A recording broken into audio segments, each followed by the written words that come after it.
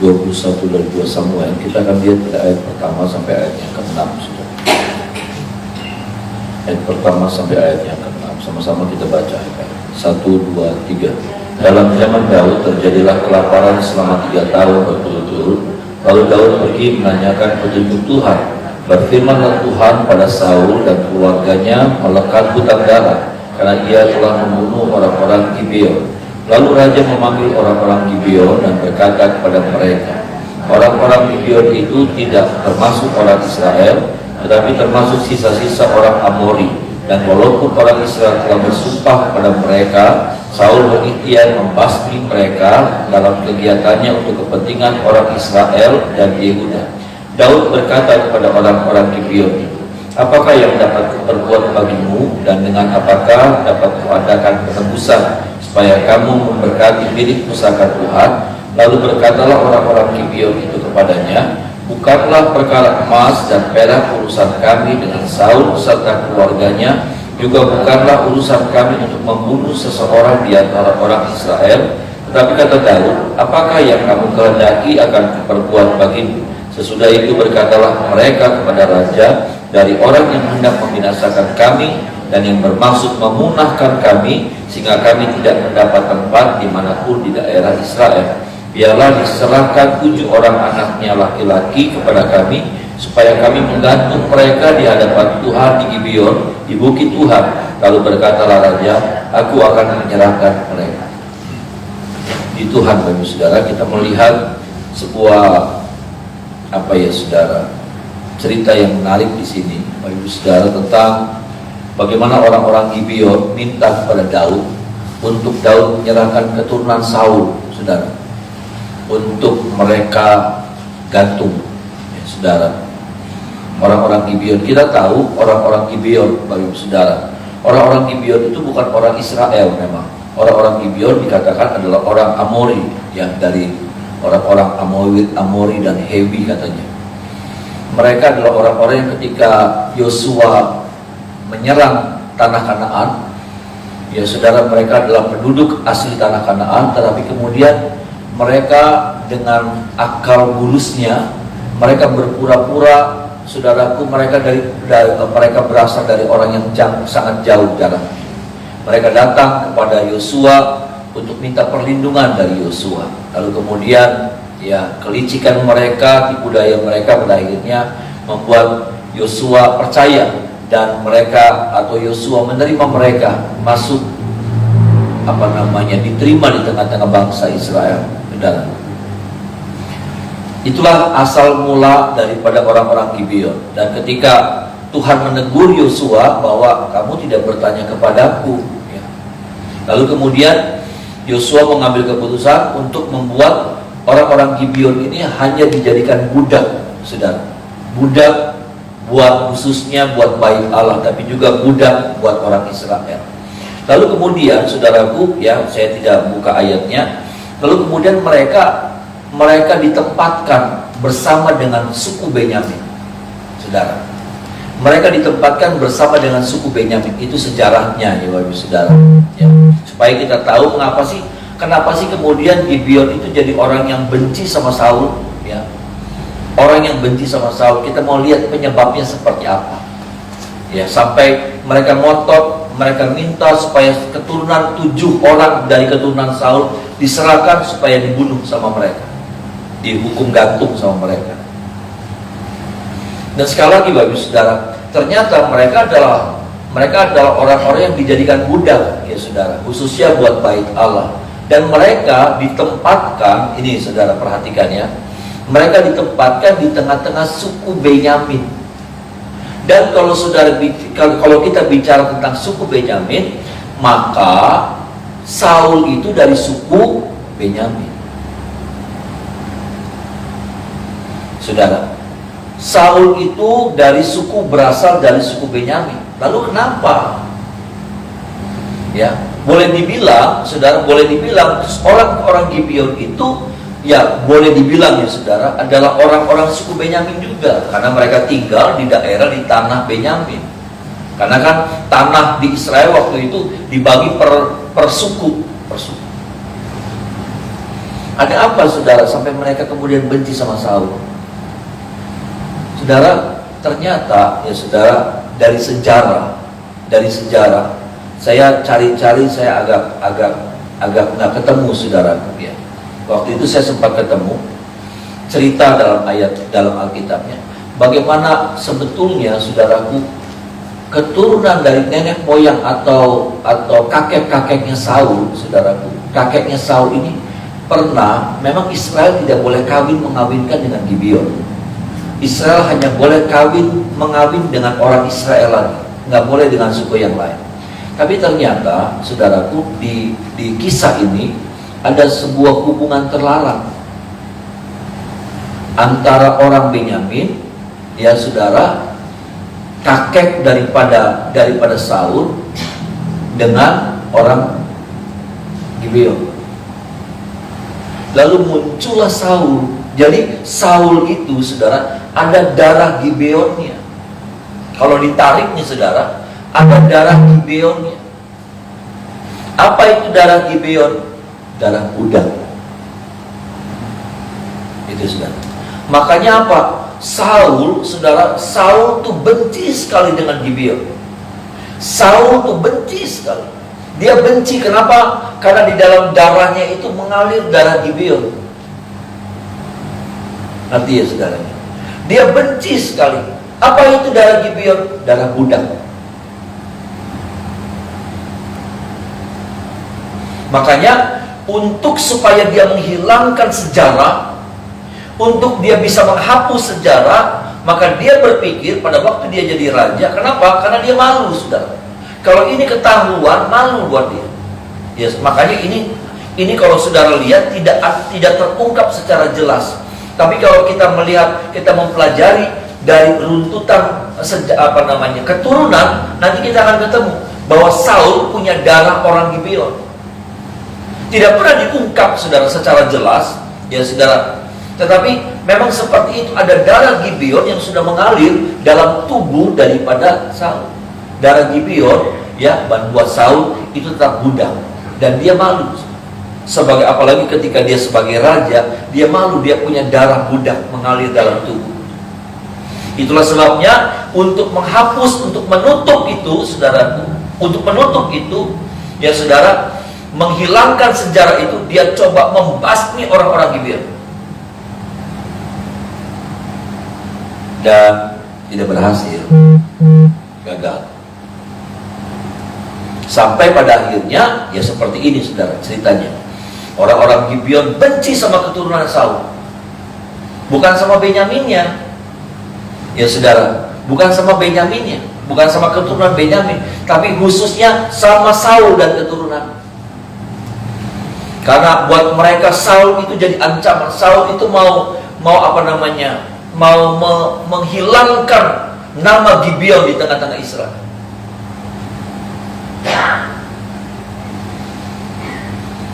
Ini saudara, rasa malu ya saudara dari Saul, saudara. Kenapa? Karena saya tadi katakan ada darah budak mengalir.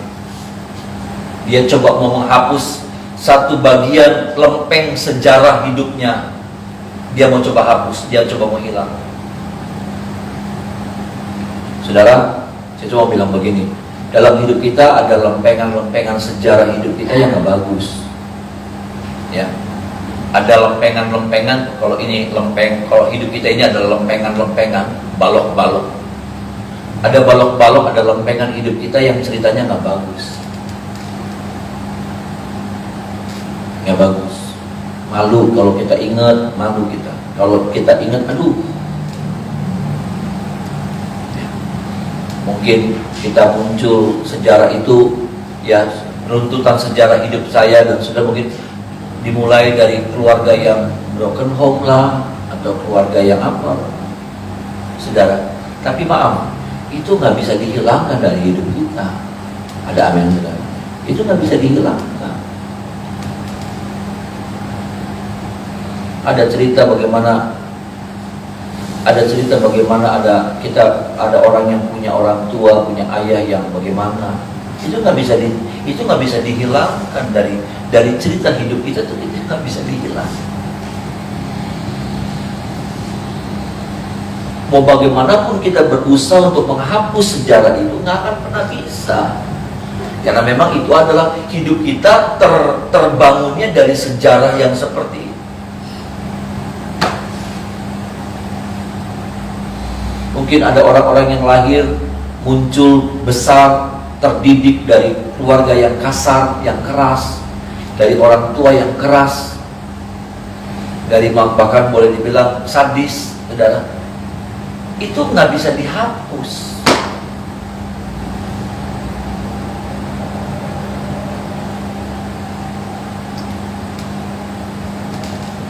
Saudara, itu nggak bisa dihapus. Maksud saya, saudaraku, biarlah cerita-cerita itu Pak, kita pakai itu untuk bisa memotivasi hidup kita. Bisa bilang amin, saudara? Amin. Ya. Biarlah cerita-cerita sejarah itu, yang buruk kah, yang bagus kah, itu menjadi sebuah motivasi buat kita. Paling tidak, maaf saudara, kalau kita muncul dari seorang dari anak yang punya papa yang maaf ya saudara, punya papa yang kasar, paling tidak itu memotivasi kita supaya ketika kita jadi orang tua, ketika kita nggak jadi seperti itu. Dan itu nggak usah dihapus dari hidup kita, karena itu adalah sebuah gambaran halaman-halaman hidup kita. Bahwa halaman-halaman itu ada cerita-cerita yang nggak bagus, ada cerita-cerita yang buruk, dan kita nggak, solusinya bukan disobek, ya. Saul coba robek itu lembaran hidup, dengan coba memusnahkan orang-orang Gibeon.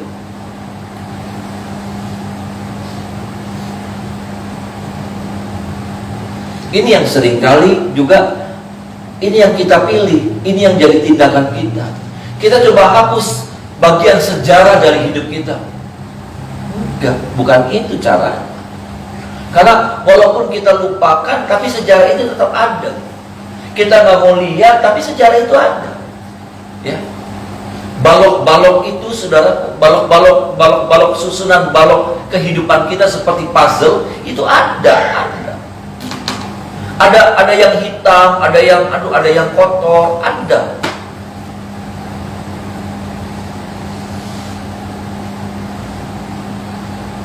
Tapi ya sudah, biarlah itu menjadi sebuah pelajaran buat kita di hari-hari ke depan. Ada amin, saudara. Biar itu menjadi sebuah pemicu buat kita untuk hari-hari ke depan. Mau jadi seperti apa kita? Mau jadi gambar yang seperti apa?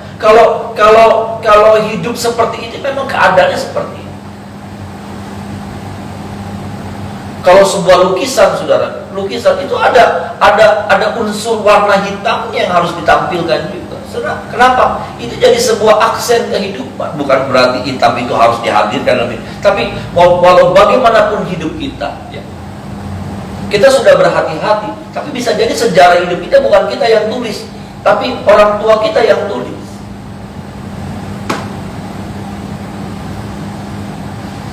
Maaf nih saudara, ya, mungkin ada yang lahir dari keluarga yang orang taunya, papa kamu tuh penipu gitu, papa kamu tuh perampok. Ya udah, susah juga saudara. Nggak bisa kita hapus. Kenapa? Ya, suka atau tidak, darah itu sudah masuk ke dalam tubuh kita. Seperti Saul nggak bisa mengulang sejarah. Saul tidak bisa memperbaiki sejarah. Saul tidak bisa merubah sejarah. Tapi Saul bisa membuat sejarah baru. Ada amin, saudara. Saul bisa membuat sejarah baru yang seperti apa yang dia mau, dia bisa buat. Dia tidak bisa merubah, dia tidak bisa mengotak-ngatik sejarah yang kemarin. Tapi dia bisa membuat sejarah baru dalam hidup. Ada orang yang seperti ini sudah sampai matinya terus jadi sebuah ganjalan, terus jadi ganjalan. Yang gak pernah selesai gitu, yang gak pernah ada akhirnya, yang gak pernah tuntas. Sama seperti Saul terus seperti itu, jadi apa ya, mengganjal terus. Makanya apa? Dia coba robek itu halaman satu halaman dalam hidupnya. Dia coba robek supaya apa? Supaya pada akhirnya orang nggak tahu bahwa ada darah Gibeon yang sudah mengalir dalam tubuh. Sama seperti Saul, saya mau bilang begini, kita juga akan seperti itu. Kita nggak akan pernah bisa robek, kita nggak pernah bisa hilangkan bagian-bagian lembaran sejarah hidup kita yang mungkin kita bilang, aduh buruk, bisa, aduh isin, bisa, nggak bisa, nggak bisa. Biarlah kita terima itu menjadi sebuah bagian perjalanan hidup kita. Kita nggak bisa rubah, kita nggak bisa hapus. Kita nggak bisa merubah sejarah yang kemarin, tapi kita bisa buat sejarah yang baru. Nah, biarlah kalau ada sejarah yang seperti itu dalam hidup kita, itu menjadi sebuah pelajaran, itu menjadi pemicu, itu menjadi motivasi buat kita untuk seperti apa kita.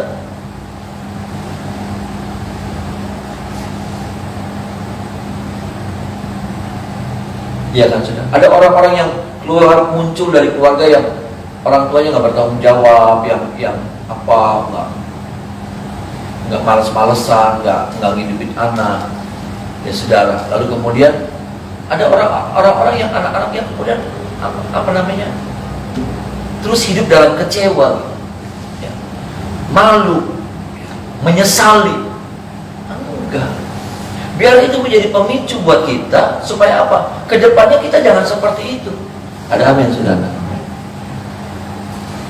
Kalau kita lahir dari keluarga yang gagal misalnya, ya gagal dalam ekonomi, gagal dalam keharmonisan, gagal, biarlah itu jadi sebuah pelajaran. Kita nggak bisa rubah sejarah itu, nggak bisa.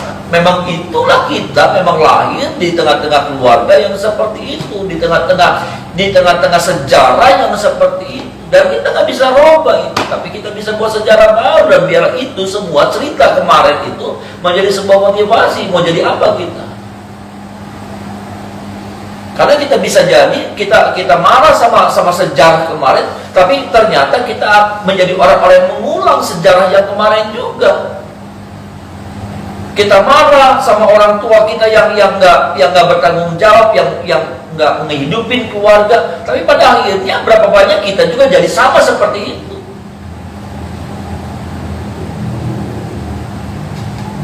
Ya. Itu sudah. Saul marah, kenapa? Ada darah budak mengalir dalam tubuhnya. Tapi ternyata tanpa Saul sadar, perbudakan itu juga ada dalam hidupnya. Dia sedang diperbudak dengan apa? Dengan kepahitan. Dia diperbudak dengan amarah. Dia diperbudak dengan kebencian. Sama, cuman modelnya berbeda, tapi sama, saudara. Dia marah karena ada darah budak mengalir. Tapi ternyata dia juga, saudaraku, tanpa dia sadar, dia membiarkan dirinya diperbudak dengan yang namanya kebencian dan yang namanya kepahitan seperti itu.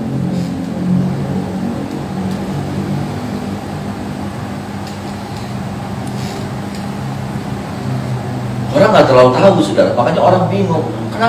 Kenapa Saul memerangi orang Gibeon? Kenapa Saul begitu benci sama orang-orang Gibeon? Karena ada darah. Saul malu mengakuinya. Saul merasa jijik gitu.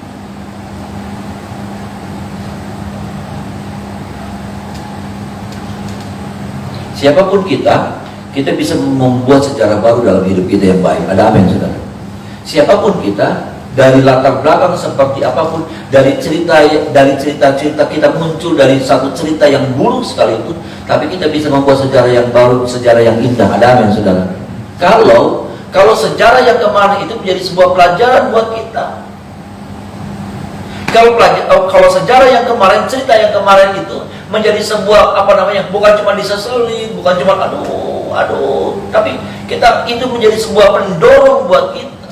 Itu memotivasi kita untuk kita jadi sebuah pribadi yang seperti apa besok-besok. Dari cerita seperti apapun orang muncul, saudaraku. Ada orang muncul dari keluarga yang hancur, dari apa, tapi bisa jadi orang hebat tuh, bisa jadi orang yang luar biasa, bisa jadi orang yang berhasil tuh, banyak sekali.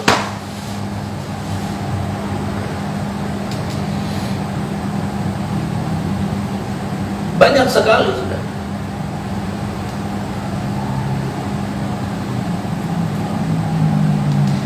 Siapa itu sudah pembicara hamba Tuhan perempuan yang dari Amerika itu? Siapa ya? Yang terkenal sudah. Maaf saudara, dia itu di tweet sama ayahnya sendiri.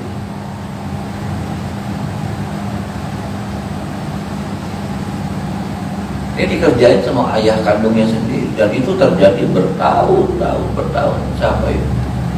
Yang suka bikin buku itu sudah.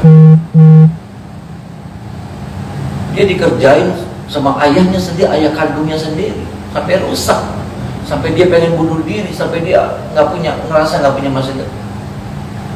Tapi bagaimana Tuhan bisa pakai dia jadi orang yang luar biasa, hamba Tuhan yang luar biasa, hamba Tuhan yang jadi berkat bagi banyak orang, hamba Tuhan yang kemudian bisa membangkitkan orang-orang yang lemah, orang-orang yang sudah hancur, orang-orang yang sudah nggak punya harapan, saudara.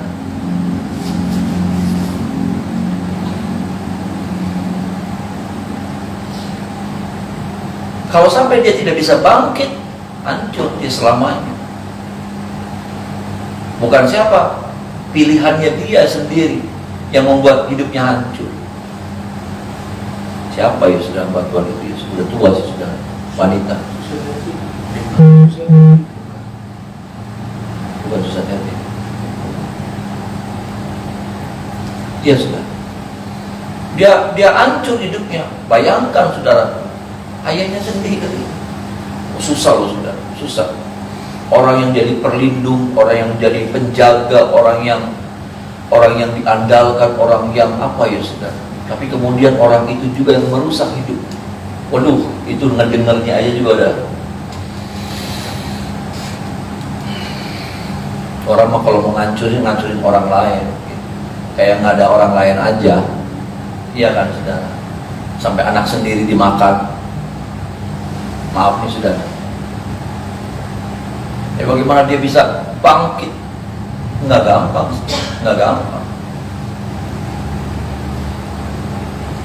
Sudah. Dalam hidup, dalam setiap kita ada cerita-cerita yang nggak bagus. Apakah itu karena kita sendiri? Apakah itu karena keluarga kita? Karena siapa? Bisa jadi karena yang saya katakan tadi, karena kita sendiri, saudara. Ada dulu kita begini, dulu kita begitu, karena kita bodoh, kita belum berpengalaman, dulu kita masih ikut-ikutan. Ada sejarah yang buruk gitu, ada sejarah yang jelek dalam hidup kita. Saya juga sama. Dan bagaimana keputusan kita hari ini seperti apa? Mau jadi seperti apa? Yang kemarin sudah berlalu. Yang kemarin itu kemenangankah, kegagalankah, itu sudah menjadi sebuah sejarah, saudara. Memang sejarah nggak bisa dihapus, memang. Tapi sudah lewat, ceritanya sudah lewat. Dan hari ini kita akan membuat sebuah sejarah. Amin, saudara. Hari ini, di pagi ini, saudara. Ya, saudara, ketika engkau keluar dari rumah Tuhan, engkau dan saya sedang mulai menjadi orang-orang yang memulai membuat sebuah cerita sejarah. Nah, seperti apa? Sejarah apa yang kita mau buat? Yang kemarin sudah jadi sejarahnya. Nah, sekarang kita mau membuat sesuatu yang baru. Yang kemarin sudah menjadi sebuah cerita yang sudah dikenang. Tapi sekarang belum, sedang mau dibuat.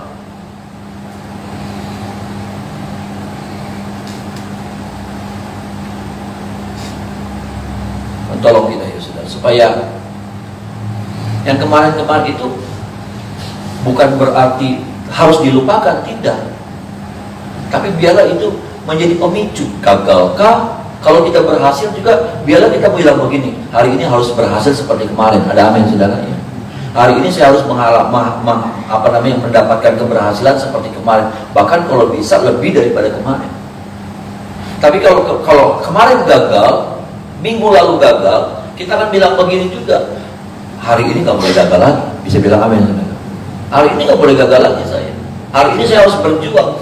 Hari ini apa ya? Yang kemarin itu saya gagal, kenapa ya? Kenapa saya jadi begitu ya? Kenapa saya jadi bodoh begitu ya? Kenapa saya jadi blow on banget? Kenapa ya? Oh begitu.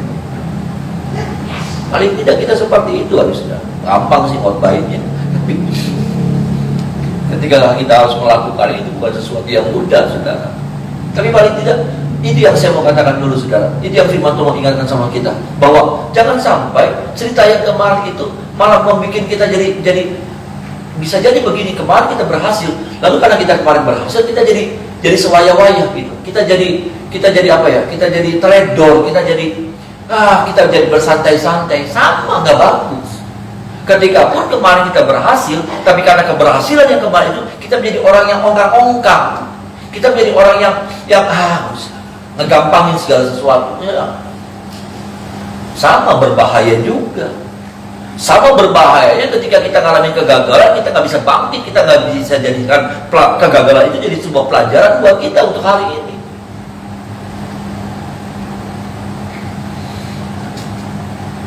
Kasihan Saul. Kasihan Saul. Dan saya cuma bilang begini, siapapun kita, sama seperti Saul coba menghapus Gibeon dari Israel, dari hidupnya, sama kita juga tidak akan pernah bisa sampai kapanpun dengan usaha apapun.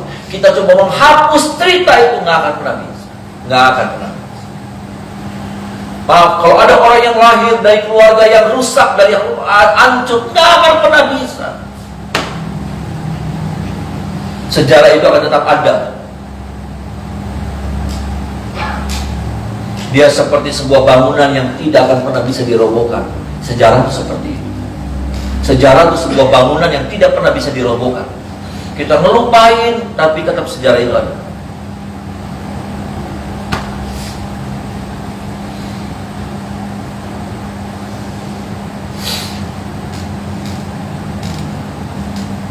Sejarah saya pernah bakar pastori gereja, itu sejarah sudah.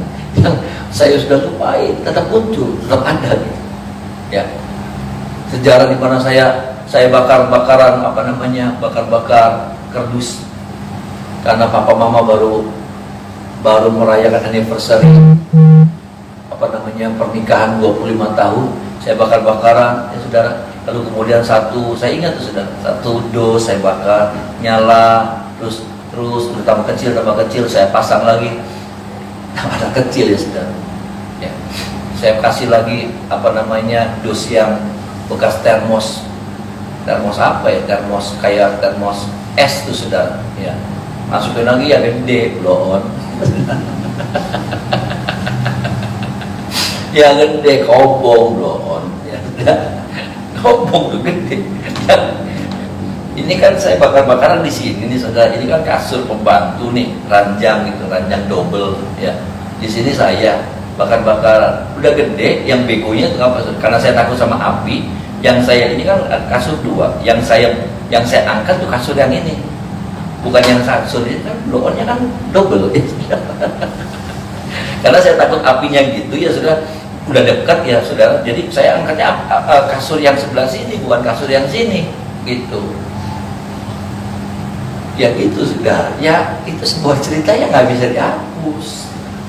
Ya cerita itu tetap ada sampai saya mati. Cerita itu akan tetap berdiri. Sejarah bangunan bahwa saya pernah seperti itu tetap berdiri. Orang bisa ngelupain, orang bisa ngampunin saya, tapi tetap cerita itu tetap ada. Karena sejarah itu sebuah bangunan yang tidak pernah bisa dihancurkan oleh apapun, oleh kekuatan apapun, nggak pernah bisa. Mau dicatat, mau tidak dicatat, itu ada. Ada sejarah yang tercatat, ada sejarah yang tidak tercatat, tapi tetap ada. Sejarah itu nggak perlu dicatat. Tapi sekali lagi saudara, mau itu sejarah baik, mau itu sejarah buruk, mau itu sejarah terang, mau sejarah gelap banget, gelap peteng jimat. Tapi bagaimana kemudian pilihan kita hari ini untuk seperti apa kita membuat sejarah baru? Saul sibuknya cuma sama nutupin sejarah. Saul itu kontraproduktif. Sesuatu tindakan yang tidak menghasilkan yang baik, dia coba tutup. Dengan apa? Dengan dia kerahkan pasukan yang basmi orang-orang Gibeon, basmi, gagal.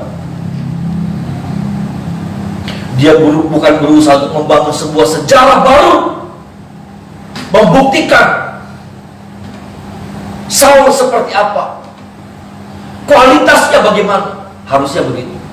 Tapi enggak, dia sibuknya nutupin. Jangan loh saudara, jangan hari-hari kita coba berusaha untuk nutupin sejarah. Nggak akan pernah bisa, kita gagal. Ya, kita akan mati karena kelelahan. Dan sejarah itu tetap berdiri.